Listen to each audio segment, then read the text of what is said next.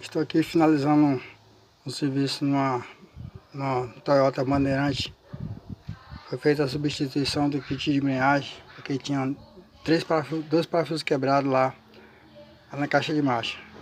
Aí a caixa trabalhando irregular, né? Trabalhou sem condições e danificou totalmente o disco, que a caixa não estava trabalhando da maneira correta, alinhada. Aqui é o platô, ó. Danificou totalmente aqui a parte do platô. Platô Sax, aqui ó. Foi colocado mesmo platô original. Que é a Toyota Bandeirante. Motor Mercedes. Motorzão Mercedes, ó. Toyota Bandeirante. Estou aqui na minha oficina. Finalizando, fazendo mais esse serviço de embreagem na Toyota Bandeirante. Tenham todos um bom final de semana.